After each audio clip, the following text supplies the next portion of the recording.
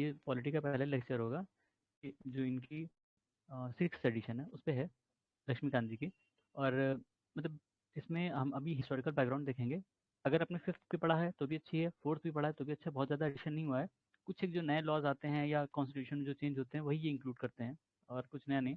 Historical background अलग अलग जगह से आपने पढ़ा ही होगा, हिस्ट्री में भी पढ़ा होगा, और इसमें भी इन्होंने दे दिया है। तो इसमें कॉन्स्टिट्यूशनल हिस्टोरिकल बैकग्राउंड जो है, मतलब कौन कौन से लॉ बने थे, रेगुलेटिंग एक्ट वगैरह थे, उसमें क्या चेंजेस थे, क्या मतलब डिमांड थी उनकी, ठीक है, वो सारी चीज़ें ही दी हैं इन हिस्टोरिकल बैकग्राउंड में। तो उसको हम देखेंगे इसमें, पहले चैप्टर इनका यही इसी पे डेडिकेटेड है, ठीक है। तो हम शुरू करते हैं। अ, पहला है कि जैसे हम जाते हैं ब्रिटिश कब आते हैं। ब्रिटिश तो ये कंपनी बनी थी, ठीक है, 1600 एडी में, ईस्ट इंडिया कंपनी। और उसको एक्सक्लूसिव राइट दिया गया था कि वो इंडिया में ट्रेड कर सकें। एक्सक्लूसिव राइट का मतलब कि कोई और कंपनी या कोई एंटिटी नहीं करेगी उसके अलावा, ठीक है। ये क्वीन एलिजाबेथ उस समय थी ब्रिटेन में, तब दिया गया था, ठीक है। मतलब 1965 1765 तक कंपनी जो है उसको मतलब एकदम प्योरली ट्रेडिंग फंक्शन थी। पहले उसको मतलब हमें याद है ना, बैटल ऑफ बक्सर 1764 में, ठीक है, 1764 में बैटल ऑफ बक्सर। तो उसको दीवानी राइट मिली। उसके पहले वो सिर्फ ट्रेडिंग कंपनी थी इंडिया में। उसके बाद उसको दीवानी राइट मिली। दीवानी का मतलब होता है जो रेवेन्यू कलेक्ट करते हैं, ठीक है, rights over revenue and civil justice, ठीक है, दीवानी राइट। तो इसको बंगाल, जो बंगाल प्रोविंस था उसमें दीवानी राइट मिली। तो उसको दीवानी में दो फायदा हुआ, एक रेवेन्यू राइट्स मिले कि वो रेवेन्यू कलेक्ट कर सकता है, और सिविल जस्टिस के तो उसने लॉ भी बनाए कई सारे उस हिसाब से, ठीक है। तो ये बंगाल, बिहार, उड़ीसा, इन तीनों की दीवानी राइट्स मिली थी उसको, ठीक है। फिर उसके बाद सिपॉय म्यूटिनी हुई 1857 में। उसके बाद चीज़ें चेंज हुई, और जो क्राउन था, मतलब जो सरकार थी वो सीधे क्राउन के हाथ में आ गई, ठीक है। एडमिनिस्ट्रेशन था जो इंडिया का, ब्रिटिश ब्रिटिश इंडिया का, वो सीधे क्राउन के हाथ में चला गया, और इनको इनको कुछ नहीं मिला, ठीक है। फिर इसमें आगे क्या दिया है, इसमें आगे वही उसी से रिलेटेड चीज़ें हैं कि देखो, पहले एक कंपनी रूल था 1773 से 1858 तक। उसके बाद क्राउन रूल था 1858 से 1947 तक, ठीक है। अगर कॉन्स्टिट्यूशन मतलब कॉन्स्टिट्यूशन डेवलपमेंट की बात करें इंडिया में, सबसे पहले किसने कहा था, मतलब किसका इसमें फेवर था, तो एम एन रॉय, ठीक है। एम एन रॉय जो रेडिकल डेमोक्रेटिज्म में विश्वास करते थे। एम एन रॉय के बारे में हमने पढ़ा ना। एम एन रॉय के बारे में हमने पढ़ा था कि वो कम्युनिस्ट पार्टी ऑफ इंडिया के जनक थे अपने यहाँ, ठीक है, Communist Party of India. M N Roy, ठीक है, एम एन रॉय जो थे वो कम्युनिस्ट पार्टी के जनक थे इंडिया में, ठीक है। तो उन्होंने ही पहले सजेस्ट किया था कॉन्स्टिट्यूएंट असेंबली के बारे में। कब कहा था एम एन रॉय ने, 1934 में, ठीक है, 1934 में, ठीक है, 1934 में कहा था, ठीक है। तो चलो ठीक है, वो मतलब आगे की बात है। लेकिन जो ब्रिटिश ने बनाया था कंपनी रूल जो हम 1773 से कहते हैं, 1773 से 1858 तक, ठीक है। इसमें इन लोगों ने कई सारे एक्ट, रेगुलेटिंग एक्ट, पहले क्योंकि कॉन्स्टिट्यूशन नहीं था तो कॉन्स्टिट्यूशनल एक्ट नहीं था, ये बिल नहीं थे। तो पहले जो इन लोगों ने बनाए थे रूल्स, वो रेगुलेटिंग एक्ट के तहत बनाए थे, ठीक है, रेगुलेटिंग एक्ट। तो पहला जो था उनका 1773, रेगुलेटिंग एक्ट 1773, ठीक है। इसमें इन लोगों ने क्या क्या कहा था, पहला कि जो गवर्नर जनरल बंगाल का होगा, जो मतलब जो बंगाल का गवर्नर होगा वो गवर्नर जनरल ऑफ बंगाल होगा, ठीक है। ये याद रख लेना, डिफरेंस है, governor general of, governor general of Bengal, ठीक है, ये। और बाद में हम देखेंगे 1813 में क्या, 1833 में गवर्नर जनरल ऑफ इंडिया, ठीक है, गवर्नर जनरल ऑफ इंडिया, वो दूसरी चीज़ है, ये दूसरी चीज़ है, ठीक है। इसमें क्योंकि तीनों की ही मतलब ये गवर्नर जनरल था, गवर्नर जनरल ऑफ बंगाल, इनको कहा गया कि तुम जो बाकी दोनों प्रेसिडेंसीज हैं, मद्रास और बॉम्बे, तीन थे ना, एक कलकत्ता या बंगाल, ठीक है, बंगाल कह लो, बंगाल, बंगाल, और उसके बाद मद्रास, मद्रास और बॉम्बे, ठीक है, बॉम्बे, बॉम्बे, ठीक है, तीन प्रेसिडेंसीज थी, इनकी तीन प्रेसिडेंसीज थी। ये सुपीरियर था, ठीक है, क्योंकि यहाँ पे इनको पहले डिवाइड राइट मिल गया था, और इन दोनों को ये इंफीरियर ट्रीट करते थे। ऑल्दो इंपॉर्टेंस इनका भी था, लेकिन इसको इंफीरियर ट्रीट करते थे। तो इनका कहना था कि जो बंगाल का होगा गवर्नर जनरल, वो इन दोनों पे, इन दोनों को आदेश देगा, इन दोनों को आदेश देगा, ठीक है। पर ऐसा होता नहीं था, क्योंकि ऐसा कहीं लिखा नहीं था। तो इन लोगों ने ये बनाया रूल, रेगुलेटिंग एक्ट, और इसमें क्या क्या बताया, इसमें इसके कुछ इंटरेस्टिंग फीचर इन्होंने इंक्लूड किए, ठीक है। इसमें लिखा है कि जो ये एक्ट था, मतलब इसका इम्पोर्टेंस क्या था कि पहली बार इन लोगों ने एक एक्ट बनाया जिससे रिकॉग्नाइज किया कि इंडिया में इनकी पॉलिटिकल और एडमिनिस्ट्रेटिव फंक्शंस हैं, ठीक है। ये जो रेगुलेटिंग एक्ट 1773 का ये एक चीज़ को फर्म करता है कि उनकी एडमिनिस्ट्रेटिव प्रेजेंस थी यहाँ पे, ठीक है, या उसको एक तरह से मतलब इन्होंने खुद रिकॉग्नाइज किया। और दूसरा इसने एक फाउंडेशन रखा सेंट्रल एडमिनिस्ट्रेशन का, ठीक है, सेंट्रल एडमिनिस्ट्रेशन का फाउंडेशन रखा इस रेगुलेटिंग एक्ट ने, ठीक है। इसके फीचर्स क्या क्या थे, इसके कुछ फीचर्स थे, जैसे जो गवर्नर जनरल बंगाल था, मतलब इसमें दो चीज़ें बनाई गई, एक गवर्नर जो बंगाल का गवर्नर था उसको गवर्नर, ठीक है, और जो गवर्नर जनरल था उसके लिए एग्जीक्यूटिव काउंसिल बनाएगी 4 लोगों की, ठीक है। तो ये देखो, गवर्नर जनरल ऑफ बंगाल, जो गवर्नर था बंगाल का, उसको क्या कहते हैं, गवर्नर जनरल बनाया गया बंगाल का। और एक एग्जीक्यूटिव काउंसिल बनाएगी, एग्जीक्यूटिव काउंसिल 4 लोगों की, ठीक है। और भी इसकी बात है, सारे ही अंग्रेज रहेंगे इसमें, ठीक है। और ये जो पहला गवर्नर जनरल था कौन था इस हिसाब से, Warren Hasting, Lord Warren Hastings, ठीक है। तो इंडिया में पहला governor general of Bengal Lord Warren Hastings, ठीक है। और हम देखते हैं governor general of India Lord Bentinck था ना, बाद में आया था। फिर इसमें और क्या था, गवर्नर जो बॉम्बे और, मतलब अभी बताया था ना, एक बॉम्बे और मद्रास दो और प्रेसिडेंसीज थी, उनको इसके सबॉर्डिनेट किया गया, ठीक है। उनको गवर्नर जनरल ऑफ बंगाल के सबॉर्डिनेट किया गया, ठीक है। मतलब ये बंदा जो बंगाल में बैठा है वो इन दोनों को आदेश देगा, ठीक है, आदेश दे सकता है, इनका कहने का मतलब है। पहले ये तीनों इंडिपेंडेंट थी एक दूसरे के, पहले तीनों को तीनों किसी से मतलब नहीं था, ठीक है, जो जिसका जो मन करे करे। लेकिन अब बंगाल क्योंकि सुपीरियर हो गया तो वो इन दोनों को कंट्रोल कर सकता है, आदेश दे सकता है, ऐसा। फिर इसमें क्या, सुप्रीम कोर्ट बनाया गया एक, ठीक है, सुप्रीम कोर्ट बनाया गया कलकत्ता में, सुप्रीम कोर्ट ऑफ कलकत्ता 1774 में। इसमें एक चीफ जस्टिस और 3 अदर जजेस थे, ठीक है। और इसमें इसी एक्ट के अंदर ये भी कहा गया कि जो कंपनी के सर्वेंट हैं, वो किसी भी प्राइवेट ट्रेड में नहीं पार्टिसिपेट करेंगे, ठीक है, या किसी भी प्राइवेट उससे ब्राइब नहीं लेंगे। वो खुद ना तो ट्रेड कर सकते हैं, ना प्रेजेंट एक्सेप्ट कर सकते हैं, या ब्राइब, नेटिव मतलब लोग जो यहाँ के लोकल लोग थे उनसे, ठीक है, किसी तरह के फेवर वगैरह नहीं कर सकते, मतलब जो भी चलेगा वो ऑफिशियल टर्म में ही चलेगा, ठीक है। और ये था कि मतलब ब्रिटिश गवर्नमेंट, ये पहला एक्ट था जिसने ब्रिटिश गवर्नमेंट का कंट्रोल कंपनी पर बढ़ाया एक तरह से। उसके लिए इन्होंने क्या बनाया, कोर्ट ऑफ डायरेक्टर्स, ठीक है, कोर्ट ऑफ डायरेक्टर्स जो कंपनी को, मतलब कंपनी की गवर्निंग बॉडी थी, ठीक है। कोर्ट ऑफ डायरेक्टर्स में ज्यादातर जो कंपनी के स्टेक होल्डर थे ना, वो लोग थे इसमें, मतलब जिन जो कंपनी चला रहे थे वो लोग थे इस कोर्ट ऑफ डायरेक्टर में। बाद में भी देखेंगे एक और संस्था आती है इसके ऊपर, ठीक है, कोर्ट ऑफ डायरेक्टर के ऊपर, वो इस कोर्ट ऑफ डायरेक्टर को चलाएगी, ठीक है, वो दूसरी चीज़ है। फिर फिर अमेंडिंग एक्ट 1781, अमेंडिंग एक्ट 1781 में क्या था, इसमें अमेंडिंग एक्ट 1781 में जो गवर्नर जनरल था उसको सुप्रीम कोर्ट की जुरिस्डिक्शन से अलग कर दिया गया, मतलब कि सुप्रीम कोर्ट का उस पर अधिकार नहीं चलेगा, ठीक है, उस पर सुप्रीम कोर्ट का अधिकार नहीं चलेगा, ठीक है। देखो, जो एक्ट इसको एक्ट ऑफ सेटलमेंट भी कहते हैं एक तरह से, ठीक है।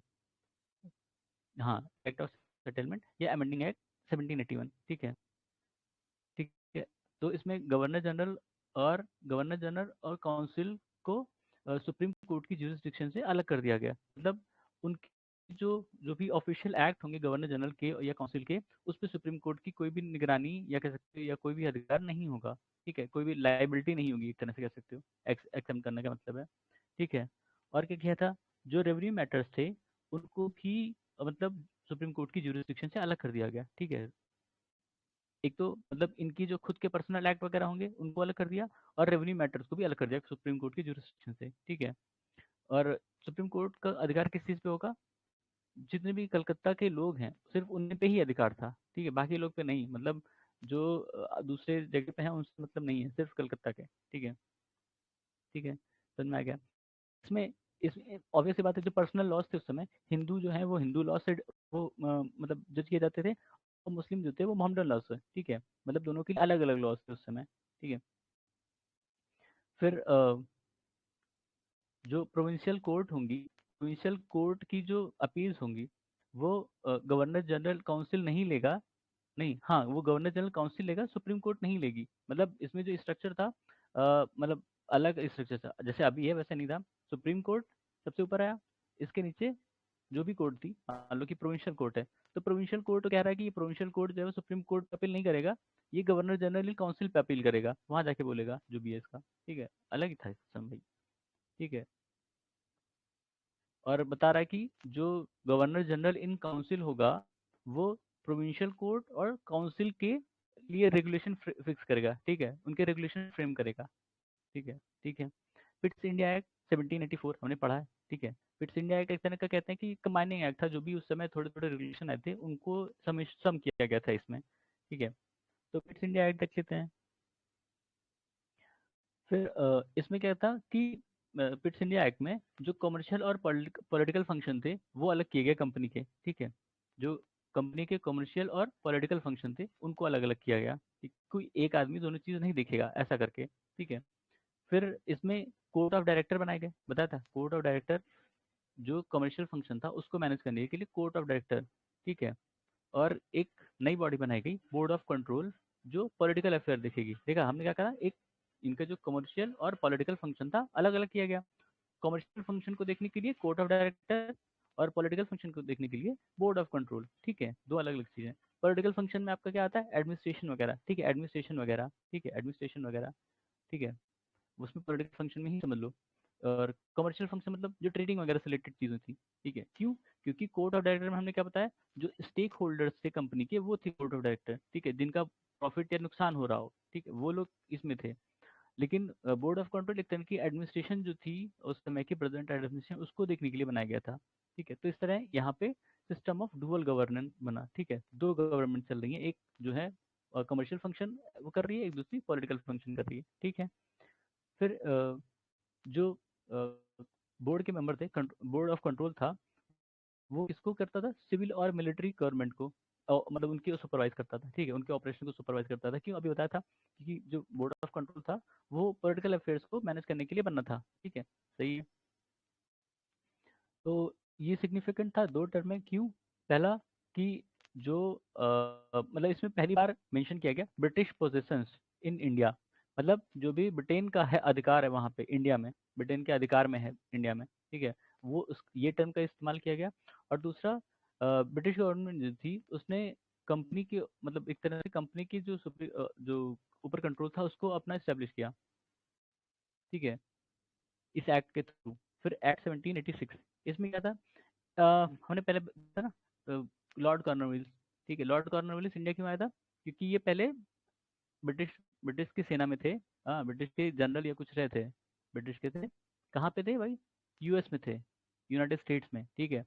और उसका नाम अमेरिका था उस समय, जो भी रहा होगा, यूनाइटेड स्टेट्स के बाद में बना, ठीक है। तो वहाँ पे जो वॉर हुई उसमें ब्रिटिश की तरफ से कॉर्नवालिस लड़े थे और हार गए, ठीक है। तो इनको एज अ पनिशमेंट इंडिया भेजा गया, ठीक है, लॉर्ड कॉर्नवालिस को इंडिया भेजा गया एज अ पनिशमेंट, ठीक है, कि जाओ वहाँ पे सर्व करो, क्योंकि यहाँ पे कंडीशन बड़ी खतरनाक है, उनके हिसाब से नहीं है, ह्यूमिड कंडीशन, इतनी गर्मी, वो punishment as a punishment posting उसको भेजा गया था। तो उसने कहा ठीक है मैं जाऊँगा, लेकिन मुझे दो शर्तें हैं, ठीक है, दो शर्तें क्या थी, पहला कि उसको स्पेशल पावर चाहिए, मतलब स्पेशल केसेस में चाहिए पावर, कि वो जो काउंसिल के डिसीजन है उसको ओवरराइड कर सके, ठीक है, एग्जीक्यूटिव काउंसिल के डिसीजन वो ओवरराइड कर सके, एग्जीक्यूटिव के डिसीजन, ये ओवरराइड करने की पावर, ठीक है। और दूसरा क्या था, दूसरा क्या था, दूसरा क्या था, गवर्नर जनरल जो है वो ही कमांडर इन चीफ होगा, ठीक है भाई, क्योंकि वहां से तो वो लड़के आया था ना, कॉर्नवालिस वहां पे जनरल था, अब यहाँ पे उसको गवर्नर जनरल बना के भेज रहे हो, और जो कमांडर इन चीफ है वो दूसरा कोई बंदा है। तो वो कह रहा है कि नहीं, देखो सुप्रीम पावर मेरे पास रहेगी, मतलब जो एग्जीक्यूटिव का डिसीजन होगा वो मैं वो कर सकूँ, दूसरा कमांडर चीफ दूंगा, ठीक है। तो इसीलिए ये जो 1786 का एक्ट था वो हो गया इन्हीं दो चेंजेस को इनकॉर्पोरेट करने के लिए उस समय, ठीक है, ठीक है। फिर उसके बाद अ, अभी रेगुलेटिंग एक्ट था, अभी चार्टर एक्ट है, चार्टर एक्ट ऑफ 1793, ठीक है, इसके कई सारे फीचर हैं। उन्हीं को ही इसमें इंकॉर्पोरेट किया गया, कि जो मतलब पहले स्पेशल प्रोविजन वो बनी थी सिर्फ कॉर्नवालिस के लिए बनी थी, ठीक है, वो दोनों पावर जो बताया था कि जो एग्जीक्यूटिव काउंसिल के डिसीजन होंगे वो गवर्नर जनरल ओवरटर्न कर लेगा, प्लस जो मतलब कमांडर इन चीफ होगा वो गवर्नर जनरल ही होगा, ठीक है, ये दोनों चीजें उसके लिए लाई गई थी, कॉर्नवालिस के लिए। तो अब ये जो नया एक्ट आया 1793, इसमें वही वही चीजें रिटेन की गई, कि जो आगे फ्यूचर के जो गवर्नर जनरल होंगे वही है, वही क्या कहते हैं, मतलब उनको वही पावर रहेंगी जो कॉर्नवालिस को मिली थी, ठीक है। Overriding powers, overriding power given to Lord Cornwallis over his council to all future governor general in govern governor of presidencies, मतलब दोनों ही केस में दे दी गई, गवर्नर जनरल को भी दे दी गई, और जो बॉम्बे और मद्रास के प्रेसिडेंसीज के गवर्नर थे उनको भी पावर दे दी गई कि तुम अपने जो काउंसिल होगा उसको ओवरराइड कर सकते हो। ओवरराइड करने का मतलब है, जैसे 4 मेंबर की बताया था, 4 मेंबर की काउंसिल थी।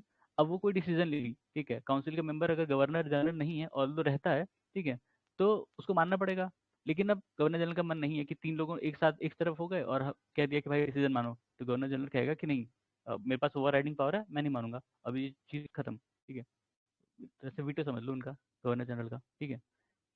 फिर हाँ, इसमें एक और अच्छी चीज़ हुई थी क्या, अच्छा मतलब उनके सेंस में, कि जो बंगाल का गवर्नर जनरल था, बंगाल का गवर्नर जनरल था, उसको पावर मिली कि वो सबॉर्डिनेट कर दे जो मुंबई और बॉम्बे और मद्रास के प्रेसिडेंसीज थी उनको।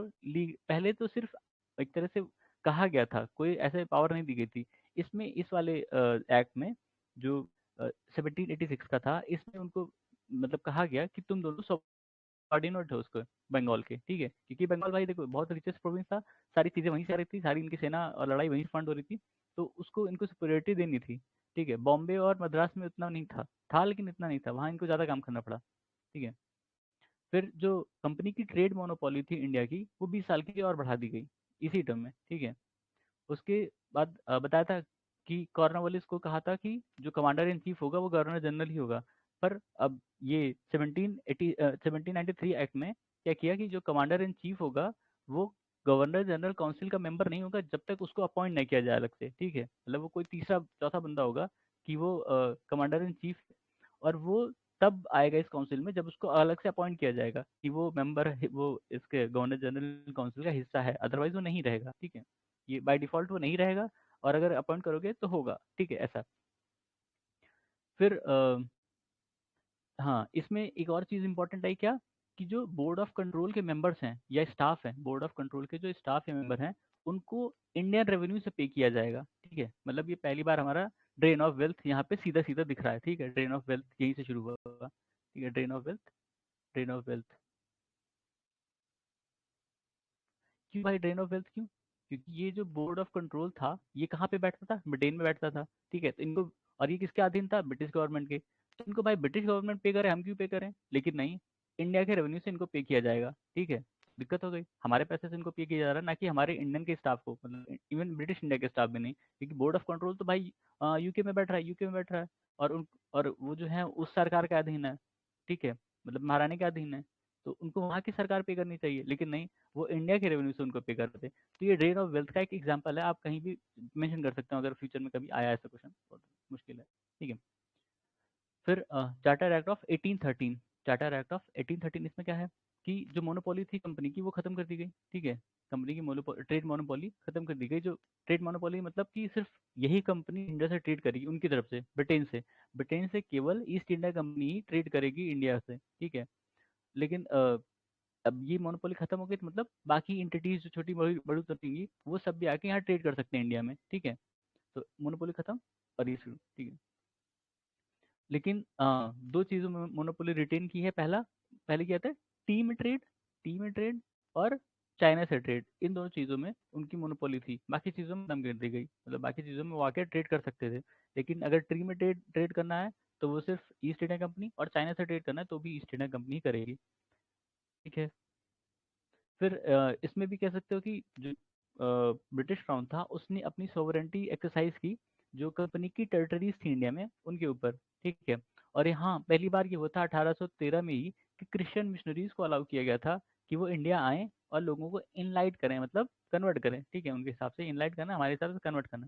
तो क्रिश्चियन मिशनरीज को यहाँ पे अलाउ किया, मोनोपोली कंपनी की खत्म की, सिर्फ एक्सेप्ट दो चीज़ों में, किसमें, टी में और चाइना से ट्रेड में, ठीक है, ठीक है। और क्या है, वेस्टर्न एजुकेशन के लिए भी यहाँ पर प्रावधान बना, ठीक है, इसी में था, नहीं नहीं अगले वाले में शायद ना, जिसमें पैसा दिया था 1 लाख, इसमें नहीं है शायद, नेक्स्ट वाले में होगा। फिर हाँ, लोकल गवर्नमेंट को, लोकल, हाँ ये इंपॉर्टेंट था, लोकल गवर्नमेंट को कहा कि वो टैक्स दे ले सकते हैं लोगों पर, ठीक है। जो ये एक्ट था 1813 वाला, उसमें कहा कि लोकल गवर्नमेंट जो है वो लोगों पर टैक्स लेवी कर सकते हैं, ये भी पहली बार था, ठीक है। तो इसमें दो तीन चीज़ें पहली बार मिली, और हाँ पनिश भी कर सकते हो अगर टैक्स नहीं दिया कोई तो, ठीक है। तो इसमें दो तीन चीज़ें पहली बार मिली, क्या, एक लोकल टैक्स वाला, ठीक है, ये पॉइंट, लोकल टैक्स वाला, वेस्टर्न एजुकेशन को बढ़ाने के लिए, प्रावधान। फिर क्रिश्चियन मिशनरीज को अलाउ किया, ठीक है, ये वाला। और ट्रेड मोनोपोली जो कंपनी की थी, वो दो मतलब दो चीज़ों में छोड़ के सारी चीज़ों खत्म कर दी गई। किसमें? टी में और चाइना से ट्रेड में। ठीक है, ठीक है, सही है। ये पॉइंट में लिख सकते हो, याद कर सकते हो, जैसे भी करके। ठीक है। वेस्टर्न एजुकेशन, लोकल गवर्नमेंट पर मतलब लोकल गवर्नमेंट जो है वो टैक्स ले सकती है किसी भी पर्सन से, और पनिश कर सकती है उनको अगर वो टैक्स नहीं देते हैं तो। ठीक है। फिर 1833 का चार्टर एक्ट। ठीक है। 1833 का चार्टर में क्या था? गवर्नर जनरल जो बंगाल का था उसको गवर्नर जनरल इंडिया का बना दिया गया। ठीक है, बताया था पहले ही। जो बंगाल का गवर्नर जनरल था उसको इंडिया का बना दिया गया, और उसमें सिविल और मिलिट्री पावर दे दी गई। ठीक है। तो पहली बार ये बना, और कौन था पहला governor general of India? Lord William Bentinck. ठीक है, लॉर्ड विलियम बेंटिक पहले गवर्नर जनरल इंडिया के थे। ठीक है, ये तो सबको पता है। लेकिन इसी एक्ट से बना था, 1833। ठीक है। फिर जो गवर्नर जनरल बॉम्बे और मद्रास के थे, उनकी लेजिस्लेटिव पावर ले ली गई। ठीक है, उनकी लेजिस्लेटिव पावर ले ली गई। ठीक है, मद्रास और बॉम्बे वाले के। और जो गवर्नर जनरल ऑफ इंडिया थे, उनको एक्सक्लूसिव लेजिस्लेटिव पावर दी गई। ठीक है, पूरे ब्रिटिश इंडिया के ऊपर। मतलब देखो, तीन प्रेसिडेंसीज थी इनकी। ठीक है, एक बंगाल, यहाँ बॉम्बे, और यहाँ मद्रास। ठीक है, अलग अलग हैं। यहाँ इसको ये यहाँ का जो पहले गवर्नर जनरल था, ठीक है, अब उसको गवर्नर जनरल ऑफ इंडिया कर दिया गया। और ये पूरा एक समझ लो ब्रिटिश इंडिया हो गया। ठीक है। और इन दोनों की लेजिस्लेटिव पावर, जो यहाँ के गवर्नर जनरल थे या गवर्नर थे, उनकी ले ली गई पावर। ठीक है। तो अब ये पूरी ब्रिटिश इंडिया की पावर किसमें हो गई? जो लेजिस्लेटिव पावर थी गवर्नर जनरल ऑफ इंडिया में। ठीक है। इनकी भाई इनकी पावर्स लोगे, तभी तभी तो इसको दोगे ऐसे। ठीक है। और जो छोटे मोटे स्टेट और रहे होंगे वो भी इसमें सब इंक्लूड है, ब्रिटिश इंडिया में वो सारी चीज़ें आ जाती हैं इसके अलावा भी। ठीक है। इसके अलावा भी जो छोटी मोटी जगह उनको उनके कब्जे में थी वो भी ब्रिटिश इंडिया में आ जाती हैं, इंक्लूड। ठीक है। और इसके बाद से ही रेगुलेशंस जो हैं उनको एक्ट कहा जाने लगा, रेगुलेशन को एक्ट कहा जाने लगा। ठीक है। ठीक है। फिर क्या कहते हैं उसके बाद क्या है? हाँ, जो ईस्ट इंडिया कंपनी थी वो पहले कमर्शियल पार्टी थी। ठीक है। अब वो प्योरली एडमिनिस्ट्रेटिव हो गई है। ठीक है, इसमें क्योंकि उनकी सारी एक्टिविटीज खत्म कर दी गई ईस्ट इंडिया कंपनी की, तो अब वो प्योरली एडमिनिस्ट्रेटिव हो गई हैं। इनकी शायद मोनोपोली भी खत्म कर दी गई थी। ठीक है, जो भी चाइना और टी वाली थी, तो खत्म कहानी उनकी। लेकिन तब भी वो थे, जो कंपनी का जो यहाँ पे एडमिनिस्ट्रेशन वगैरह देख रहे थे वो कंपनी के ही लोग थे। ठीक है, प्योरली एडमिनिस्ट्रेटिव थे लेकिन थे। हाँ, जो कंपनी की टेरिटरीज थी, अब उनको in trust for his majesty, क्योंकि हिज मैजेस्टी मतलब क्यों? क्योंकि भाई उस समय वहाँ पे एम्परर थे। ठीक है, ब्रिटेन में एम्परर्स होंगी तो हर मैजेस्टी। ठीक है, हिज मैजेस्टी, कोई राजा होगा रानी होगी तो हर मैजेस्टी। ठीक है, his majesty, his hairs and his successor, मतलब जो ब्रिटेन के राजा रानी होंगे उनके सक्सेसर, वो और उनके सक्सेसर के अधीन हो गई कंपनी के टेरिटरी इंडिया में। ठीक है। फिर charter act of 1833 attempted introduce system of competitive exam. हाँ, पहली बार कम्पिटिटिव एग्जाम आया सिविल सर्वेंट को सेलेक्ट करने के लिए। ठीक है। इसी में हम अभी शायद इसमें नहीं है, आगे वाले में होगा। देखते हैं, इसमें नहीं है। मद्रासा मद्रासा जो कलकत्ता में खोला गया था वो 1799 में खोला गया था, तो इसके पहले काफी पहले खोला गया था। ठीक है। और Indian should not be debarred from holding any place of office and employment under company. ठीक है। और लेकिन ये पोजीशन जो है कोर्ट ऑफ डायरेक्टर्स को में नहीं थी। मतलब इसमें बता रहा है कि जो मतलब ये एक्ट जो चार्टर एक्ट 1833 है, इसमें पहली बार कंपटीशन, जो कम्पिटिटिव एग्जाम कह सकते हो, लाया गया कि सिविल सर्वेंट जो है उनको सेलेक्ट करने के लिए एक कम्पिटिटिव एग्जाम होगा। और जो इंडियंस होंगे वो डिबार्ड नहीं, कोई भी प्लेस होल्ड कर सकते हैं, कोई भी पोजीशन होल्ड कर सकते हैं एडमिनिस्ट्रेशन में। ठीक है। लेकिन जो कोर्ट ऑफ डायरेक्टर्स हैं उसमें नहीं हो सकते, उसमें नहीं होंगे, बाकी कोई भी पोजीशन होल्ड कर सकते हैं। तो इस एक्ट का फायदा था कि ये याद रख लेना कि पहली बार कम्पिटिटिव एग्जाम इस एक्ट से आया, मतलब सिविल सर्वेंट वाला। ठीक है, 1833 में। फिर चार्टर एक्ट ऑफ 1853। अब इसमें क्या था? इसमें जो कई सारे एक्ट वैक्ट पास हुए थे उसके बाद ये आया है। इसमें फीचर्स देख लेते हैं। इसमें क्या था? हाँ, फिर इसमें पहली बार जो लेजिस्लेटिव और मतलब लेजिस्लेटिव और एग्जीक्यूटिव फंक्शन थे गवर्नर जनरल के, उनको अलग अलग किया गया। ठीक है। मतलब गवर्नर जनरल काउंसिल के जो एग्जीक्यूटिव और लेजिस्लेटिव फंक्शन थे उनको अलग अलग किया गया। ठीक है। और 6 नए मेंबर 6 नए मेंबर जिनको लेजिस्लेटिव काउंसलर्स कहा जाता था, वो काउंसिल में आए।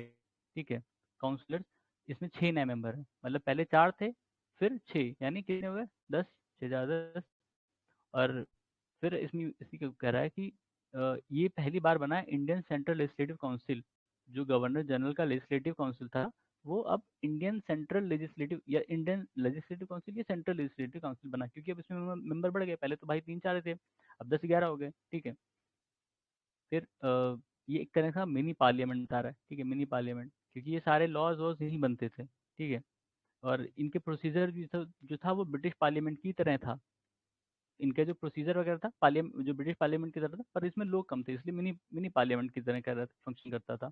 ठीक है। और इसमें कह रहा है कि ये स्पेशल फंक्शन को, जो गवर्नमेंट का स्पेशल फंक्शन था उसके लिए स्पेशल मशीनरी और स्पेशल प्रोसेस बनाया गया। ठीक है। ठीक है। फिर ओपन कम्पिटिटिव एग्जाम। ठीक है, जो सिविल सर्वेंट थे उनको, उनके लिए ओपन कम्पिटिटिव एग्जाम खोला गया। पहले जो ऊपर था वो ओपन नहीं था एकदम से, मतलब उन्होंने शुरू किया, पर वो एकदम से ओपन नहीं था। यानी कि इंडियंस के लिए ओपन नहीं था। इंडियन को कहा कि तुम कोई भी पोजीशन होल्ड कर सकते हो, लेकिन एग्जाम में नहीं दे सकते हो। जब एग्जाम नहीं दोगे तो कहाँ से होल्ड करोगे? मतलब डायरेक्ट अपॉइंट हो सकता रहा होगा, लेकिन एग्जाम के थ्रू नहीं। अब यहाँ पे ओपन कम्पिटिटिव किया, तो यानी इंडिया वाले भी कर सकते हैं, इंडिया वाले भी कम्पीट कर सकते हैं। ठीक है। ये एक फिर कमेटी अपॉइंट की गई थी, मैकॉले कमेटी। हाँ, committee on Indian civil servant, ये 1854 में अपॉइंट की गई थी। ठीक है। मैकॉले ही पहला लॉ मेंबर था ना, उसका शायद इसमें नहीं दिया होगा। ठीक, इसमें नहीं दिया था। पहला लॉ मेंबर मैकॉले ही था उनकी कमेटी का।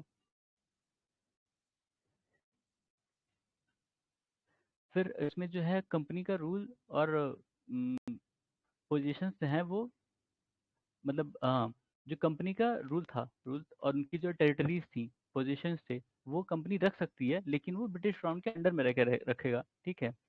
और हर बार जैसे होता था कि जो भी चार्टर वार्टर होते थे उसमें लिख देते थे ना कि 10 साल के लिए या 20 साल के लिए।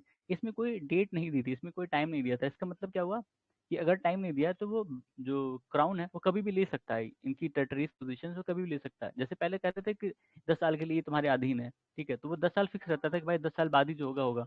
अब कह दिया कि ये अधीन है, तो अब कभी अधीन मतलब कभी भी ले सकते हो भाई। ठीक है, कितने भी दिन कभी भी टर्मिनेट हो सकता है, तुम्हें अंदाजा नहीं होगा। ठीक है। ठीक है। उसके बाद फिर इसमें लोकल रिप्रेजेंटेशन की बात आई, तो जो 6 थे, बताया 6 नए मेंबर इंट्रोड्यूस किए गए थे। उसमें से 4 जो हैं वो लोकल प्रोविंशियल से आए, प्रोविंशियल गवर्नमेंट से आएंगे। ठीक है, मद्रास, बॉम्बे, बंगाल और आगरा से। ठीक है, 6 में से 4 इन लोकल या प्रोविंशियल गवर्नमेंट से आएंगे। ठीक है, देखा था ना हमने, पहले 4 थे, फिर 6। अब कह रहा है कि जो 6 नए हैं उसमें से जो 4 आएंगे वो मद्रास, बॉम्बे, बंगाल और आगरा, ठीक है, इन जगह से आएंगे। ठीक है, सही है, मतलब एक से एक आएगा और क्या। ठीक है, तो अभी यहीं पे हम खत्म करते हैं इसको। इसके आगे हम जो 1858 का है उसकी बात कर देखेंगे। ठीक है, तब तक के लिए धन्यवाद।